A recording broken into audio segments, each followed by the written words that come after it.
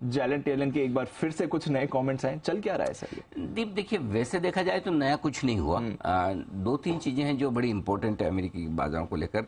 America में इस वक्त पूरा मूड माहौल है ना, सिर्फ एक ही चीज पर टिका हुआ है, वो बैंकिंग सेक्टर को लेकर। बैंकिंग सेक्टर में किसी भी तरह के डेवलपमेंट या उससे जुड़े हुए किसी भी तरह के स्टेटमेंट, वो ही बाजार को प्रभावित कर रहे हैं। और कल जो उतार चढ़ाव भरा मामला दिखा, पहले आपने अमेरिकी बाजारों को मजबूत होते देखा। मजबूत इसलिए होते दिखे कि कल परसों के फेड के एक्शन के बाद में कल किसी तरह के बैंकिंग सेक्टर को लेकर कोई खराब खबर नहीं आई। उसके बाद देर शाम को फिर जब वापस से जेनेट येलेन के बयान जो आए, उनका ये कहना था कि भाई ठीक है, हम इंश्योरेंस स्कीम नहीं ला रहे हैं, इसका मतलब ये नहीं कि आपको मदद दी जाएगी और इसका मतलब ये नहीं कि हम बैंकों को गिरने पिटने और डूबने देंगे, राइट। तो अपने बयान को उन्होंने फिर से थोड़ा ढंग से समझाने की कोशिश की और उसने अमेरिकी बाजारों को जोश भरा थोड़ा कि चलिए ठीक है, वित्त मंत्री जी ये कह रहे हैं कि भाई जरूरत पड़ने पर बैंकिंग सिस्टम को बचाया जाएगा, जो कि आपको हमको सबको पता है। वो कभी आके ये तो कहेंगी नहीं कि कुछ भी हो जाओ हम कुछ नहीं करेंगे, हम नहीं बचाएंगे, जिसको मरना है मरे। करेक्ट। ये तो कोई किसी भी देश का वित्त मंत्री नहीं बोलेगा। करेक्ट। सो ऐसा कुछ भी नया नहीं उन्होंने कहा जिससे एक दिन पहले कुछ और बोला। हाँ, एक दिन पहले या कुछ और नहीं, बट कुछ ऐसा बोल दिया जो बाजार ने नेगेटिव लिया।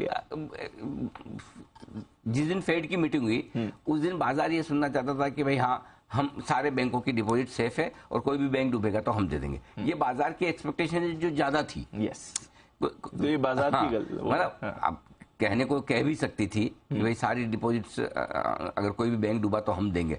एक ये कहना अलग है कि सारी डिपॉजिट सेफ है और एक ये कहना है कि कोई भी बैंक डूबेगा तो कितनी भी डिपॉजिट हम देंगे। दोनों में बड़ा फर्क है। ऐसी गारंटी, एश्योरेंस या इंश्योरेंस आप दे नहीं सकते। वही उन्होंने कहा है कि भाई मदद हम सारी करेंगे। सो आई डोंट थिंक कि कुछ खास बदला है। बाजार थोड़ा सा दीप है ना, अमेरिका की बाजारों को इन बयानों से हटकर अगर आप कल देखें तो ये अब मन बनाने की कोशिश कर रहे हैं कि हमें करना क्या है, क्योंकि अब ज्यादातर बड़े ट्रिगर्स आपके आगे से निकल चुके हैं। फेड की मीटिंग हो गई, आगे की राह भी आपको नजर आ रही है कि भाई कब तक ब्याज दरें बढ़ेगी, कब पोज होगा, कब से घटेगी, क्लैरिटी है।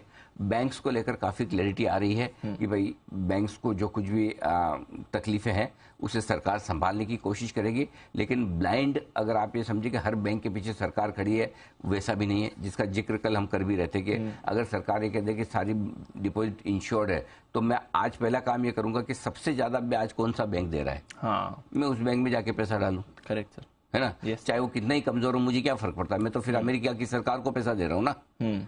अगर सारी सर तो वो कह नहीं सकते। सो आई थिंक जो भी है सेंसिबल चीजें होंगी। मेरे ख्याल से थोड़ा सा वक्त बिताकर अमेरिकी बाजार आगे के डायरेक्शन की तलाश में, और अगर किसी तरह की बैंकिंग सेक्टर को लेकर कोई खबर नहीं है, काफी लोग अब ये भी मान रहे हैं कि वो फर्स्ट रिपब्लिक बैंक उसका भी बेल आउट हो सकता है, इस तरह का कुछ और अलग से प्लान डिटेल में आ सकते हैं, कुछ एक आध और बैंकों के नाम आ रहे हैं। आई डोंट नो क्या होगा, बट आई थिंक बड़ी चीजें आपके आगे से निकल चुकी है। और अगले 5-7 दिन यानी कि मार्च के महीने में अगर कोई एक आध और बैंक फूटता नहीं है वहां पर, तो आप सेफ हैं फिर अमेरिकी बाजारों में।